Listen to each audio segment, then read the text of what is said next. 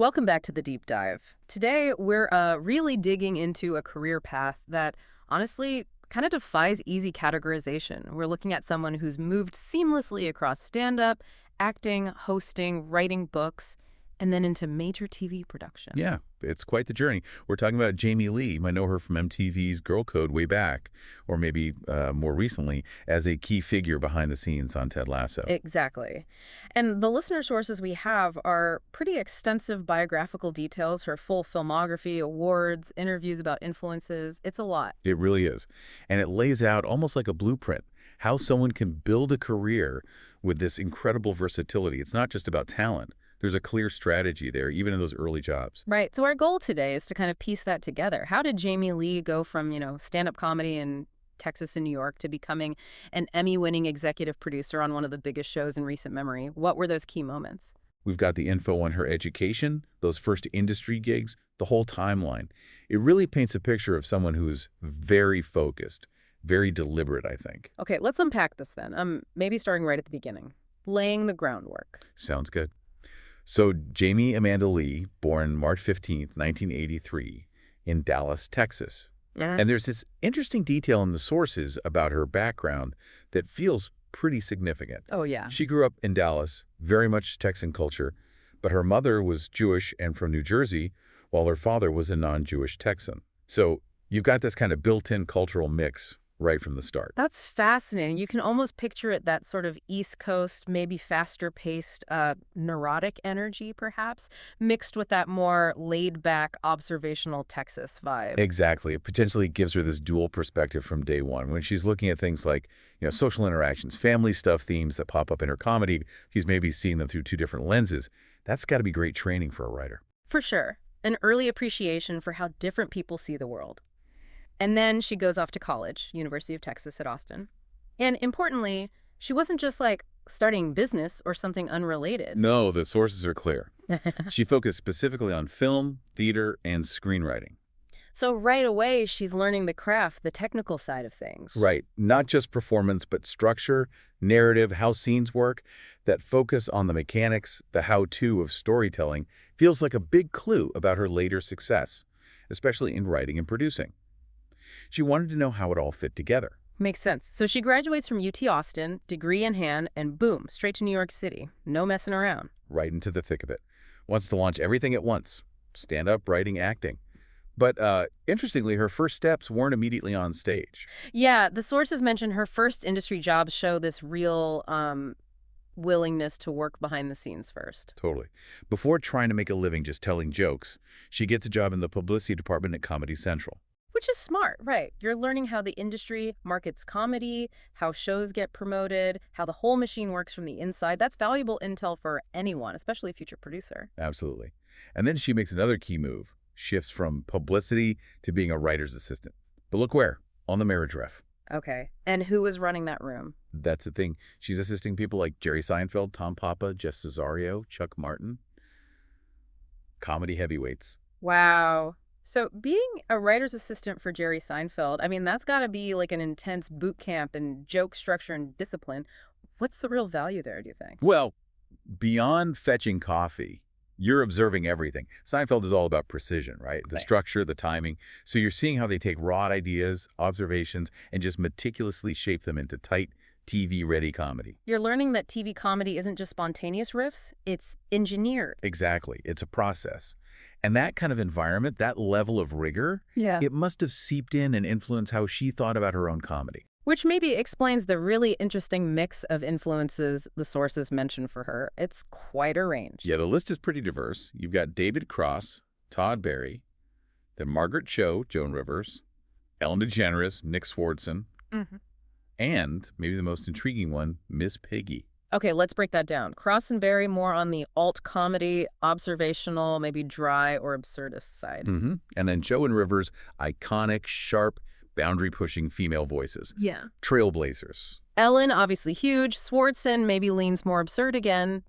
But Miss Piggy, what does that tell us? Well, Miss Piggy is pure character commitment, right? It's theatrical, it's diva energy. It's committing fully to the absurdity of the bit. So contrast that with someone like Todd Barry, who's known for, super minimalist delivery. The Right. fact that she cites both suggests she appreciated different tools in the comedy toolbox early on. She could see the value in tight structure and in big character work. So she could probably adapt, right? Write a sharp, structured joke for a late night set, but also lean into a bigger character if a script needed it, like maybe later on crashing. Precisely. It shows this understanding that humor isn't just one style, it's flexible. And that mindset, that foundation, really sets the stage for her breaking through more publicly. Which brings us neatly into part two, yeah, when all that groundwork starts to pay off on stage and on screen. Exactly. The stand-up career really starts gaining momentum around 2010, and the big catalyst seems to be Last Comic Standing. Season 7, she reaches the semifinals on NBC. That's huge exposure back then. Oh, definitely.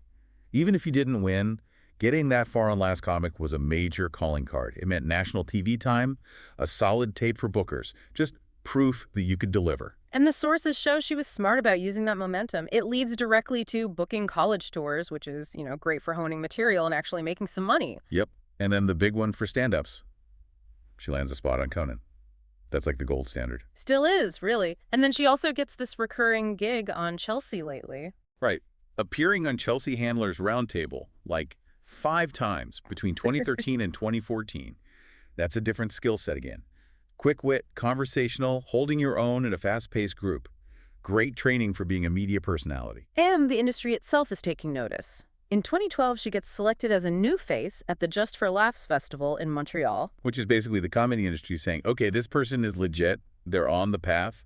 It's a huge stamp of approval. But what's really key here, I think, is that she wasn't just doing stand-up while waiting for these breaks. No, she was still writing. In 2011, she gets a writing gig on MTV's Ridiculousness for 8 episodes. So she's actively working both sides, the unpredictable stand-up stage and the more structured writer's room. She's hedging her bets, maybe, or just building skills everywhere. Probably both. And that combination leads directly to the show that really put her face out there for a whole generation. Girl Code. Ah, yes, the MTV era. Girl Code ran from 2013 to 2015, and she was a core cast member, right? Like 75 episodes. Yeah, it was a phenomenon in its own way. It tapped into something really specific about young women's experiences, but made it feel universal. And there's that quote from her in the sources about the show's philosophy, which feels really central to understanding her approach. Can you share that? Sure. She said, I love, hopefully, being a voice for girls and also connecting and making them feel heard. I think the more specific you can be about your experience, the more it appeals to everybody of both genders. That feels really important. It's not just about being funny, it's about connection. Exactly. It's this idea that deep specificity is actually the route to broad relatability.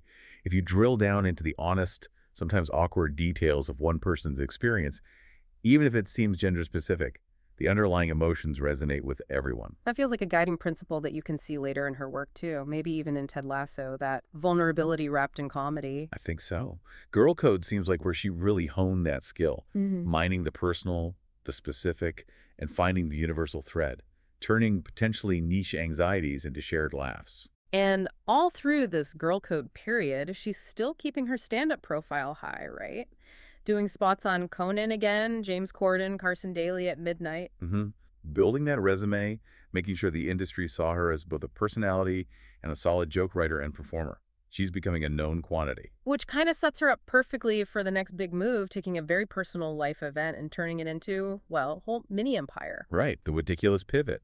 This is where she really demonstrates leveraging personal experience into multiple forms of content. But first, even before the book, she's kind of leaning into this expert guide role, isn't she? Yeah, hosting gigs like True TV's 10 Things You Know, 10 Things You Didn't Know About X, Yeah. and that online series for Entertainment Weekly called Polished.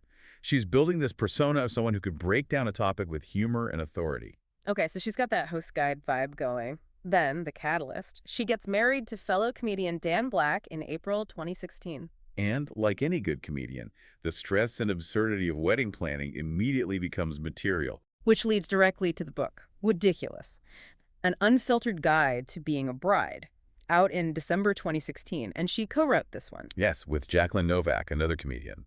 Which is also interesting, shows she can collaborate effectively on a big project like a book. And the book does really well, right? Bustle magazine called it the #1wedding book in 2017. Yeah, and look at the names endorsing it. James Corden, Nikki Glaser, Pete Holmes, Conan O'Brien, Phoebe Robinson. That's a serious range of comedy clout backing it up. It shows her appeal was really broad by this point, crossing different comedy scenes, but there's that comparison from the laugh button that I think really nails the tone. Oh, yeah, the Amy Sedaris one. Exactly. They said, what Amy Sedaris has done for hospitality and crafting, Jamie Lee now does for weddings. Which is such a perfect description. Yeah. Sedaris has that blend of, like, intense satire, almost surreal domesticity, but also weirdly practical advice sometimes. Mhm. Applying that kind of slightly unhinged but useful lens to the wedding industry. Yeah. Genius. It allows the book to be both genuinely helpful and a sharp critique of the whole perfect wedding pressure cooker. Right. So it's not just jokes. It's a perspective, an established voice on a topic. It becomes intellectual property. And how does that IP pay off next? It leads straight to the Netflix show in 2021, The Wedding Coach.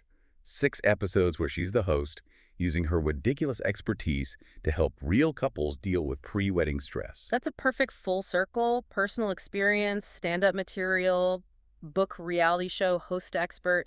It's a masterclass in content strategy. And crucially, it shows she can manage a project, taking an idea based on her IP and seeing it through to a major streaming platform series. That's basically training for being an executive. No doubt. Managing a book launch, developing a reality show format, these aren't just creative tasks, they're management tasks. That experience feels vital for what comes next. Definitely. It bridges the gap between being talent and being someone who runs the show, which sets the stage for her move into more prestige TV. But even before Lasso, the industry was already signaling she was ready for bigger things. Right. Let's talk about that critical recognition part 4.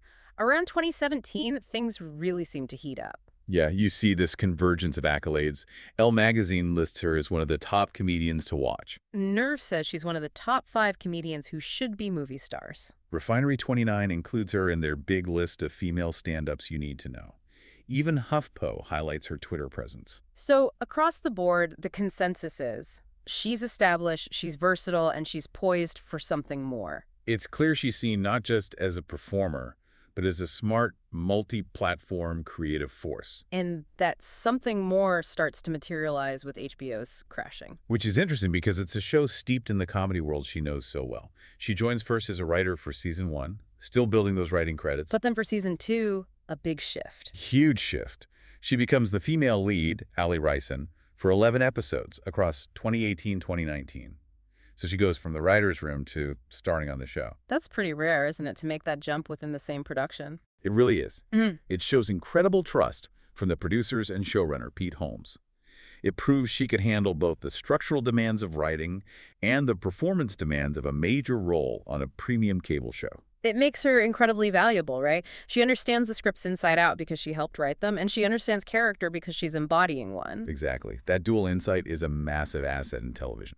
And she's not abandoning acting either. The sources mentioned that in 2022, it was announced she's starring in a comedy film called Plan B. Yeah, alongside some familiar names like John Hyder, Tom Berenger, Shannon Elizabeth.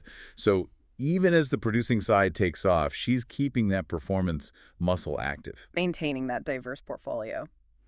But okay, let's get to the role that arguably defines this latest, highest phase of her career. Part 5, Ted Lasso. This feels like the culmination of everything we've talked about. The writing discipline, the understanding of structure, the ability to blend humor with genuine emotion learned maybe back in Girl Code, the project management skills from the Weddiculous era. It all comes together here. She joins the Ted Lasso writing staff in 2020. Right, and she's credited with writing some really key episodes too. For the Children, Signs, and notably, Man City. Man City is a big one. That deals with Ted's panic attacks head-on, plus all the tension of that crucial football match. It's heavy emotional lifting. Absolutely. Being trusted with an episode like that shows she wasn't just there for the lighter comedic beats. She can handle the core emotional architecture of the series and its main character. But the really game-changing moment is the promotion announced in 2022 for the 3rd season. This is the leap. She becomes an executive producer. And we need to be clear, this isn't just like a fancy title. Right. What does being an EP actually mean in this context? It means moving from primarily generating script pages to having a significant say in the show's overall direction. EPs are involved in the big picture season arcs, casting, editing, maintaining the show's tone, sometimes budgets.